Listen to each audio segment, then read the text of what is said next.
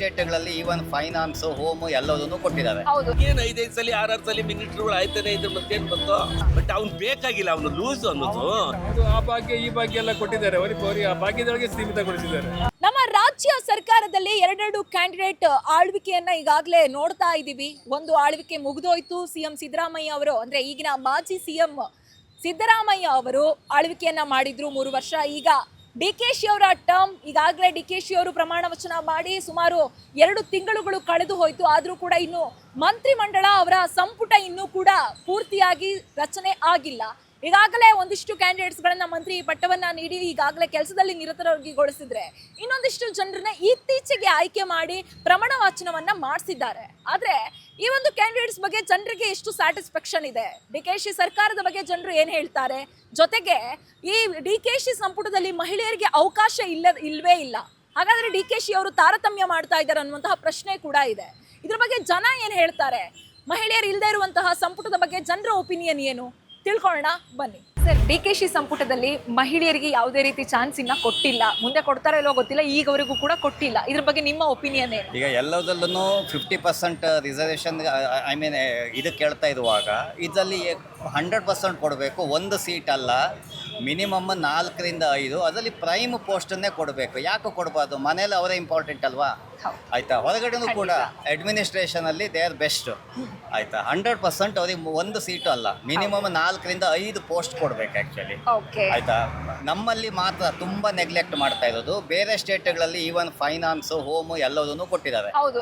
Central ಅಲ್ಲಿ ಕೂಡ finance minister ಆಗಿ ಲೇಡಿಯನ್ನು ಆಯ್ಕೆ ಮಾಡೋದು. ಆದ್ರೆ ಎಲ್ಲೋ ಒಂದ್ ಕಡೆ ಡಿ.ಕೆ.ಶಿ ಸರ್ಕಾರ ಮಹಿಳೆಯರನ್ನ ಮೂಲೆ ಗುಂಪು ಮಾಡ್ತಿದ್ಯಾ ಅನ್ನೋ ಒಂದು ಪ್ರಶ್ನೆ. ಈಗ ಇಲ್ಲೂ ಹಾಗಾದ್ರೆ ನಮ್ಗೆ ಏನು ಡೌಟ್ ಬರುತ್ತೆ ಅಂತ ಹೇಳಿ, ಕರ್ನಾಟಕದಲ್ಲಿ ಹಾಗಾದ್ರೆ ಲೇಡಿ MLAs ಅಷ್ಟು ಕೆಪೇಬಲ್ ಇಲ್ವಾ ಅಲ್ವಾ? ಅದೊಂದು ಡೌಟ್ ಬರುತ್ತೆ. ಬಟ್ ನಮ್ಗೆ ಗೊತ್ತಿದೆ, ಲಕ್ಷ್ಮೀ ಹೆಬ್ಬಾಳ್ಕರ್, ಉಮಾಶ್ರೀ, ತುಂಬಾ ಜನ ಒಳ್ಳೆಯವರು ಇದ್ದಾರೆ. ಆಯ್ತಾ, ಅವರಲ್ಲಿ ಒಂದಲ್ಲ, ಮಿನಿಮಮ್ 3ರಿಂದ 4 ಅಥವಾ 5 ಕೊಡಬೇಕಿತ್ತು. ಮಾಡ್ತಾ ಇರೋದು ಬ್ಲಂಡರ್, ಅದು ಮಿಸ್ಟೇಕ್. ಸುಮ್ಮನೆ ಎಲ್ಲದರಲ್ಲೂ ನಾವು ವುಮನ್ ಎಂಪವರ್ಮೆಂಟ್ ಅಂತ ಹೇಳ್ತೀವಿ. ಆಯ್ತಾ, ಇಲ್ಲೇನ ನಾವು ತೋರಿಸ್ತಾ ಇದೀವಿ, ತಪ್ಪದು. ಮಹಿಳೆಯರಿಗೆ ಪ್ರಾತಿನಿಧ್ಯ ಬೇಕು. 100%. ಈಗ ಆಯ್ಕೆ ಆಗಿರುವ ಕ್ಯಾಂಡಿಡೇಟ್ಸ್ ಬಗ್ಗೆ ಏನ್ ಹೇಳ್ತೀರಾ? ಹೋಪ್ ಇದೆಯಾ ಸರ್, ಚೆನ್ನಾಗಿ ಮಾಡ್ಕೊಂಡು ಹೋಗ್ತಾರೆ ಅಂತ? ಗ್ಯಾರಂಟಿ ಇಲ್ಲ, ಡೌಟ್ ಇದೆ. ಈಗ ಎಲ್ಲವೂ ಹೊಸ ಮುಖಗಳಿದ್ದಾರೆ. ಎಲ್ಲ MLAಗಳಿಗೂ ಮಿನಿಸ್ಟರ್ ಆಗ್ಬೇಕಂತ ಆಸೆ. ಆಯ್ತಾ, ಇವರು ಜಾತಿ ನೋಡ್ತಾರೆ, ಎಬಿಲಿಟಿ ನೋಡಲ್ಲ, ಎಫಿಷಿಯನ್ಸಿ ನೋಡಲ್ಲ. ಜಾತಿ ಅವರಲ್ಲಿ ಎಡ ಅಂತೆ ಬಲ ಅಂತ ಏನೇನೋ ನೋಡ್ಕೊಂಡು ಕೊಡ್ತಾರೆ. ಕೆಪಾಸಿಟಿ ನೋಡ್ಕೊಂಡು ಕೊಡಬೇಕು. Administration it's not so easy. ಆಯ್ತಾ, ಅಡ್ಮಿನಿಸ್ಟ್ರೇಷನ್ ನಲ್ಲಿ ಯಾರು ಚೆನ್ನಾಗಿರ್ತಾರೆ ಅಂಥವ್ರನ್ನ ನೋಡಿ ಸೆಲೆಕ್ಟ್ ಮಾಡಬೇಕು. ಇಲ್ಲ, ಅದು ಬರೋದೇ ಇಲ್ಲ. ಆಯ್ತಾ, ಎಜುಕೇಷನ್ ಬರಲ್ಲ, ಅಡ್ಮಿನಿಸ್ಟ್ರೇಷನ್ ಬರಲ್ಲ. ನಾನು ಯಾವ ಜಾತಿ, ನಾನು ಯಾವ ಧರ್ಮದಲ್ಲಿದ್ದೀನಿ ಅದರ ಮೇಲೆ ನನಗೆ ಇದು ಕೊಡ್ತಾರೆ. ಅದು ತಪ್ಪು ಮೇಡಮ್. ಏನಂದ್ರೆ ಸೆಂಟ್ರಲ್ ಗವರ್ಮೆಂಟ್ ಅಲ್ಲಿ 33% ವುಮೆನ್ಸ್ಗೆ ಅಂತ ಒಂದು ಬಿಲ್ ತಂದಿದ್ದಾರೆ. ಅಟ್ಲೀಸ್ಟ್ ಇವರು ಒಂದಾದ್ರೂ ಕೊಡಬೇಕಿತ್ತು. ಅಟ್ಲೀಸ್ಟ್ ಇವ್ರು ಹೇಳ್ದಂಗೆ 5 ಕೊಡಬೇಕು. ಅಟ್ಲೀಸ್ಟ್ ಒಂದಾದ್ರು ಕೊಡಬೇಕಲ್ಲ. ಇವರು ಬರೀ ಬಾಯಲ್ಲಿ ಹೇಳ್ತಾರೆ ಹೊರತು ಅದನ್ನ ಕಾರ್ಯಗತ ಮಾಡ್ತಾ ಇದ್ದಾರೆ. ಗೆಲುವಿಗೆ ಆ ಸೀಟ್ ಕೂಡ ಇಂಪಾರ್ಟೆಂಟ್ ಆಗಿದೆ. ಹೌದು, ಲೇಡೀಸಿಗೆಲ್ಲ ಇವರು ಅದು ಆ ಭಾಗ್ಯ ಈ ಭಾಗ್ಯ ಎಲ್ಲ ಕೊಟ್ಟಿದ್ದಾರೆ. ಅವರಿಗೆ ಆ ಭಾಗ್ಯದೊಳಗೆ ಸೀಮಿತಗೊಳಿಸಿದ್ದಾರೆ. ಅಡ್ಮಿನಿಸ್ಟ್ರೇಷನ್ ಅಲ್ಲಿ ಕೂಡ ಅವ್ರನ್ನ ಇನ್ವಾಲ್ವ್ ಮಾಡ್ಕೋಬೇಕಲ್ಲ. ಇವನು ಕರಪ್ಷನ್ ವಿಷಯ ಬಂದಾಗ ಅಲ್ಲಿ ಅವ್ರು ಬಂದಾಗ ಸ್ವಲ್ಪ ಕಡಿಮೆ ಆಗ್ಬೋದು ಅನ್ನೋದು ನಮ್ದು ಒಂದು ಭಾವನೆ. ಡಿ.ಕೆ.ಶಿ ಸಂಪುಟದಲ್ಲಿ ಇರುವಂತಹ ಕ್ಯಾಂಡಿಡೇಟ್ಸ್ ಮುಂದೆ ಚೆನ್ನಾಗಿ ಮಾಡ್ಕೊಂಡು ಹೋಗ್ತಾರೆ. ಹೊಸ ಮುಖಗಳಿದ್ದಾವೆ. ಹೊಸ ಮುಖಗಳಿದ್ದಾರೆ. ಬಟ್ ಇವ್ರು ಹೇಳ್ದಂಗೆ ಅವ್ರದ್ದು ಎಬಿಲಿಟಿ, ಕೆಪಾಸಿಟಿ ಎಲ್ಲ ನೋಡಿ ಮಾಡಿಲ್ಲ. ಏರಿಯಾ ವೈಸು ಒಬ್ಬೊಬ್ಬರು ಒಂದೊಂದು ಇವ್ರನ್ನ ಸಮಾಧಾನ ಮಾಡೋಕ್ಕೋಸ್ಕರ ಆಗಿ ಮಾಡಿದ್ದಾರೆ. ಸೊ ಮುಂದಿನ ದಿನಗಳಲ್ಲಿ up to the mark reach ಮಾಡಲ್ಲ ಅಂತ. ಪ್ರಜೆಗಳಿಗೆ ಇದರಿಂದ ಸಮಸ್ಯೆ ಇದೆ ಅಂತೀರಾ? 100%. ಪೋಸ್ಟಲ್ ಇರೋರು ಚೆನ್ನಾಗಿರೋರು ಇದ್ದರೆ ಸೆಂಟ್ರಲ್ ಗವರ್ಮೆಂಟ್ ಅಂತ ತಗೊಂಡಾಗ ಒಳ್ಳೆ ಇದ್ರಲ್ಲಿ ಹಾಕಿದ್ರೆ ಡೂಯಿಂಗ್ ವೆರಿ ಗುಡ್. ಹಾಗಾಗಿ ನಿಮ್ಗೊಂದು ಕೊರತೆ ಇದೆ ಅಂತ. ಹೌದು, 100% ಕೊಡ್ಬೇಕು, ತಪ್ಪೇನಿಲ್ಲ ಪಾಪ. ಅದ್ರಲ್ಲಿ ಏನಿದೆ, ಕೊಡ್ಲಿ ಬಿಡಿ, ಅವ್ರಿಗೂ ಒಬ್ರು ಇಬ್ರು ಕೊಡ್ಲಿ. ಈಗ ಕೊಟ್ಟಿಲ್ಲ ಡಿ.ಕೆ.ಶಿ ಸರ್ಕಾರ, ಏನ್ ಹೇಳ್ತೀರಾ? ತಪ್ಪು ಏನಾದ್ರು ಮುಂದಿನ ನಿರ್ಧಾರದಲ್ಲಿ ಏನಾದ್ರು ಬದಲಾವಣೆಗಳು ಮಾಡ್ತಾರೋ ಏನೋ ನೋಡ್ಬೇಕು. ಇನ್ನು ಯಾವ್ದೋ ನಿಗಮ ಮಂಡಳಿ ಅಧ್ಯಕ್ಷ ಉಪಾಧ್ಯಕ್ಷ ಏನೇನೋ ಕೊಡ್ತೀವಿ ಅಂತ ನಿಗಮ ಮಂಡಳಿ ಅಧ್ಯಕ್ಷರು ಕೊಟ್ರೆ ಅವ್ರ ಸಮಾಧಾನ ಒಪ್ಕೊಂಡಾಗ ನಾವೇನ್ ಮಾಡಕ್ಕಾಗತ್ತೆ? ಅವ್ರವ್ರ ಅಡ್ಜಸ್ಟ್ಮೆಂಟ್ ಅಷ್ಟೇ. ಏನು ಮಾಡಕ್ಕಾಗಲ್ಲ. ಏನೋ ಹೊಸಬ್ರೆಲ್ಲ ಆಗಿದ್ದು ಸಂತೋಷ ಇದೆ. ಈಗ ಫಸ್ಟ್ ಅಟೆಂಪ್ಟ್ ಆಗಿರೋದು ಇದಿದೆ. ಈ ಹಳೆ ಗಾಡಿಗಳಿದ್ವಲ್ಲ ಅವ್ರನ್ನೆಲ್ಲ ಓಡಿಸ್ಬೇಕಾಗಿತ್ತು ಅಂತ ನನ್ನ ಭಾವನೆ.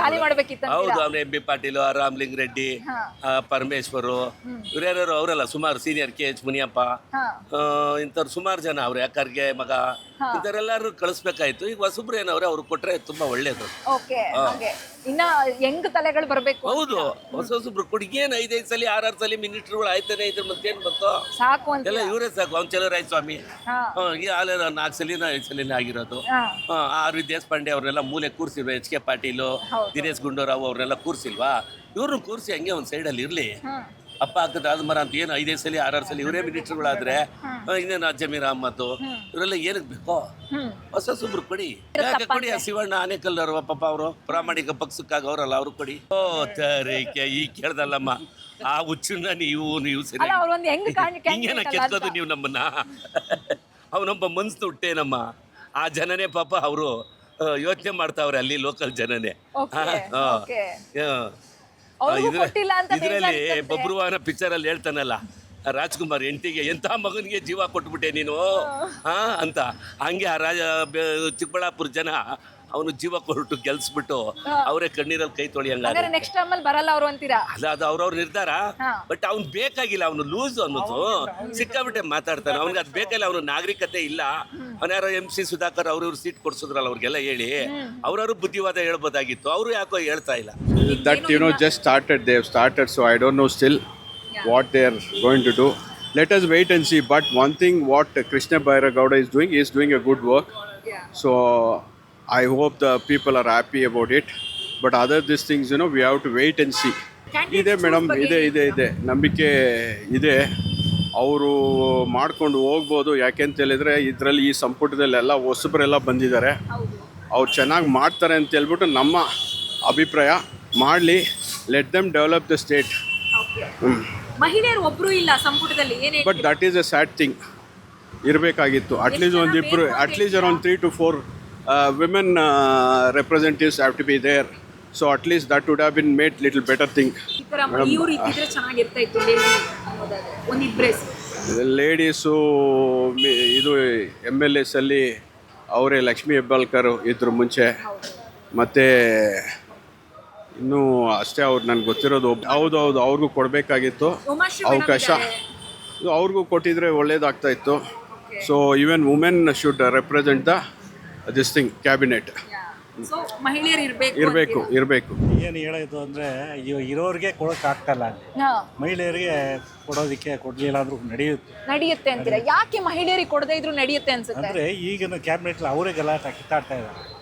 ಜೆಂಟ್ಸಲ್ಲಿ ಭಾಳ ಜನ ಇದ್ದಾರೆ, ಯುವತಿ ಇರೋರು ಭಾಳ ಜನ ಇದ್ದಾರೆ. ಅಂದರೆ ಇವಾಗ ಅವ್ರಿಗೆ ಕೊಟ್ಟು ಇವ್ರಿಗೆ ಕೊಡೋದಕ್ಕೆ ಅವ್ರನ್ನೂ ಡ್ರಾಪ್ ಮಾಡಬೇಕಾಗುತ್ತೆ. ಕಷ್ಟ ಅನಿಸುತ್ತೆ. ಪೊಸಿಷನ್ ಇದೆ, ಕಷ್ಟ ಇದೆ. ಬಹುಮತಕ್ಕೆ ಮಹಿಳಾ ಕ್ಯಾಂಡಿಡೇಟ್ ವೋಟ್ ಕೂಡ ಇಂಪಾರ್ಟೆಂಟ್ ಆಯ್ತಲ್ಲ ಸರ್? ಇದೆ, ಅದಕ್ಕೆ ತಾನೇ ಇವಾಗ 134 ಜನ ಇರೋದ್ರಿಂದ ಅವ್ನು CM ಆಗಿರೋದು. ಅದು ಬೇರೆ ಮಾತು. ಈಗ ನಾವು ಹೇಳೋದಾದ್ರೆ ಇದು ಅಲ್ಲೇ ಕಚ್ಚಾಡ್ತಾ ಇರೋದ್ರಿಂದ ಇರೋರ್ಗೆ ಅಡ್ಜಸ್ಟ್ ಮಾಡ್ಕೋತಾರೆ. ಮಹಿಳೆಯರು ಅಡ್ಜಸ್ಟ್ ಮಾಡ್ಕೋಬೇಕು ಅಂತೀರಾ? ಅಂದ್ರೆ ಮನೇಲೂ ಮಹಿಳೆಯರು ಅಡ್ಜಸ್ಟ್ ಮಾಡ್ಕೋಬೇಕು, ರಾಜ್ಯದಲ್ಲೂ ಮಹಿಳೆಯರು ಅಡ್ಜಸ್ಟ್ ಮಾಡ್ಕೊಂಡೇ ಇರಬೇಕು. ಕೊಡದೇ ಇದ್ರು ನಡೆಯುತ್ತೆ ಅಂತೀರಾ? ಓಕೆ, ಮಹಿಳೆಯರಿಗೆ ಅವಕಾಶ ಕೊಡಬೇಕಾಗಿತ್ತು. ಇದು ನನಗೇನು ಕೊಡದೇ ಇರೋ ಸರಿ ಇಲ್ಲ. ಮುಂದೆ ಸರಿ ಮಾಡ್ಕೋಬೋದು, ಕೊಡೋ ಚಾನ್ಸಸ್ ಇದೆ ಅಂತ ಕಾಣುತ್ತೆ. ಮಹಿಳೆಯರಿಂದ ನನಗೆ ಒತ್ತಡ ಇದೆ. ಅದಷ್ಟೇ ಅಲ್ಲದೆ ಎಲ್ಲ ಜಾತಿಗೂ ಕೂಡ ಪ್ರಾತಿನಿಧ್ಯ ಸರಿಯಾಗಿ ಕೊಟ್ಟಿಲ್ಲ. ಬ್ರಾಹ್ಮಣರಲ್ಲಿ ಯಾರೂ ಕೊಟ್ಟಿಲ್ಲ, ಅವ್ರಿಗೂ ಕೊಡಬೇಕು. ಹಾಗೆ ಎಲ್ಲ ಜಾತಿ ಪ್ರಾತಿನಿಧ್ಯ ಇರಬೇಕು, ಮಹಿಳಾ ಪ್ರಾತಿನಿಧ್ಯ ಕೊಡಲೇಬೇಕು. ಸರಿಯಾದ ಕ್ಯಾಂಡಿಡೇಟ್ ಸಿಗಬೇಕು. ಉದಾಹರಣೆಗೆ ಈಗ ಕೃಷ್ಣ ಬೈರೇಗೌಡ ಇದ್ದಾರೆ, ತುಂಬ ಚೆನ್ನಾಗಿ ಕೆಲಸ ಮಾಡ್ತಾ ಇದ್ದಾರೆ. ಆ ಥರ ಅವ್ರು ಯಾವುದೇ ಪಕ್ಷ ಇದ್ರೂ ಪರವಾಗಿಲ್ಲ, ಆ ಥರ ಕೆಲಸ ಮಾಡಬೇಕು. ಕೃಷ್ಣ ಜಾತಿ ಮುಖ್ಯ ಅಲ್ಲ, ಆದರೆ ಪ್ರಾತಿನಿಧ್ಯ ಕೊಡುವಾಗ ಎಲ್ಲ ಜಾತಿಗಳು ಇದ್ರೆ ಒಳ್ಳೆಯದು. ಕೆಲವೊಂದು ಕೊಟ್ಟಿದಾರಲ್ಲ, ಹಾಗೆ ಕೊಡಬೇಕು. ಮಹಿಳೆಯರು ಕೊಡಲೇಬೇಕು. ಆದಷ್ಟು ಬೇಗ ಒಂದು 3 ಜನಕ್ಕಾರು ಕೊಡಬೇಕು ನನ್ನ ಪ್ರಕಾರ. ಈಗ ಆಯ್ಕೆ ಆಗಿರೋ ಕ್ಯಾಂಡಿಡೇಟ್ಸ್ ಬಗ್ಗೆ ಖುಷಿ ಇದೆಯಾ ಸರ್? ಅದನ್ನ ರಾಜಕೀಯ ವಿಚಾರ, ಅದನ್ನ ಹೇಳಕ್ಕಾಗಲ್ಲ. ಸ್ಯಾಟಿಸ್ಫ್ಯಾಕ್ಷನ್ ಇದೆ ಒಂದು ವೋಟರ್ ಆಗಿ ಹೇಳೋದಾದ್ರೆ? ಅಲ್ಲ, ಪೂರ್ತಿ ನನಗೆ ಸಮಾಧಾನ ಇಲ್ಲ.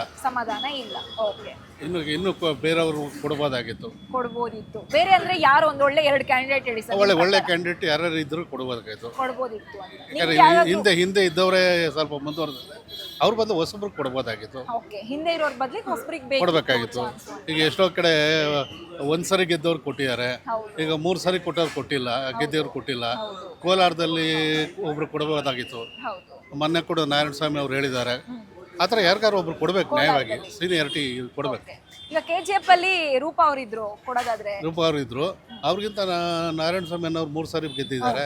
ಇನ್ನು ಬೇರೆಯವರು ಇದ್ದಾರೆ, ಮಾಲೂರಿನಲ್ಲೂ ಇದ್ದಾರೆ. ಕೊಡಬಹುದಾಗಿತ್ತು. ಕೊಡಬೇಕು, ಒಂದು 2-3 ಸೀಟ್ ಆದ್ರೆ ಕೊಡಬೇಕಾಗಿತ್ತು. ಕೊಟ್ಟಿಲ್ಲ, ಏನು ಮಾಡೋದು. ಓಕೆ, ಒಂದ್ ಸೀಟ್ ಕೊಡ್ತಾರೆ ಅಂದ್ರಲ್ಲ ಇವಾಗ, ಸ್ವಲ್ಪ ಅವರು ಕ್ಯಾಂಡಿಡೇಟ್ ಸ್ವಲ್ಪ ಜೋರಾಗಿದ್ದಾರೆ, ಅವ್ರು ಕೊಟ್ಟರು ಕೊಡ್ಬೋದು. ಕೊಡಬಹುದು. ಉಮಾಶ್ರೀ ಮೇಡಮ್ ಮಾಸ್ತಿ ಮೇಡಮ್ ಅಷ್ಟೊಂದು ಇಲ್ಲ, ಗೊತ್ತಿಲ್ಲ. 100% ಬೇಕು ಮೇಡಮ್. ಎಷ್ಟು ಸೀಟ್ ಬೇಕು? ಅವರು 20 ಜನ ಇದ್ರೆ ಇವರು ಅಟ್ಲೀಸ್ಟ್ ಒಂದು 3 ಜನ 4 ಜನ ಆದ್ರೂ ಇರಬೇಕು. ಹೌದೌದು, okay, it is fact. Okay. ಈಗ ಕೊಟ್ಟಿಲ್ವಲ್ಲ, ಏನ್ ಹೇಳ್ತೀರಾ? ಅವರು ಕೊಡಲಿಲ್ಲ ಅಂದರೆ ಸಿ ಎಮ್ಮು ಭಾಳ ಇದು ಅವರು ಒಂದ್ ಕಡೆ ಒಲಿದ್ರೇನೋ ಅಂತ ಅನ್ಸುತ್ತೆ. ಹೆಂಗಸರು ಅಂದರೆ ಲೆಕ್ಕಕ್ಕಿಲ್ದಂಗೆ ಆಗೋಗಿದೆ ಈಗ. ಓಕೆ, ಓಕೆ, ತಾರತಮ್ಯ ಇದೆ ಅಂತೀರಾ? 100%. ಓಕೆ, ಆ ಥರ ಅರ್ಜೆಂಟಾಗಿ ಮಾಡಿದ್ರೆ ಒಂದು 4-5 ಜನ ಇದ್ದಾರೆ, 4-5 ಜನ ವೇಸ್ಟ್ ಅಂತೀರಾ? Waste, 100% waste. ಓಕೆ, ಅಂದ್ರೆ ಆಗಿರೋರ ಹೊಸ ಮುಖಗಳ, ಹೊಸ ಮುಖಗಳು ಹಳೆ ಮುಖಗಳೇ ಆಗಿರಲಿ, ಆಗಿರೋರು ವೇಸ್ಟ್, ವೇಸ್ಟ್, 4-5 ಜನ 4-5 ಜನ ಮಾಡ್ಬೇಕು. ಖಂಡಿತ ಮೇಡಮ್. ಅವ್ರ ಬಗ್ಗೆ ಈಗ ಕೃಷ್ಣ ಬೈರೇಗೌಡ ಸರ್ ಇರ್ಬೋದು. ಕೃಷ್ಣ ಬೈರೇಗೌಡ ಅವರೇ ವೆರಿ ಗುಡ್ ಕ್ಯಾಂಡಿಡೇಟ್. ಓಕೆ, ಅದ್ರಲ್ಲಿ ನಾವ್ ಎರಡನೇ ಮಾತೇ ಇಲ್ಲ ಬಿಡಿ. ಮಾತೇ ಇಲ್ಲ. ಬೇರೆಯವ್ರ ಬಗ್ಗೆ ಸ್ವಲ್ಪ ಬೇಸರ ಇದೆ, ಸ್ವಲ್ಪ ಏನು ಜಾಸ್ತಿನೇ ಇದೆ.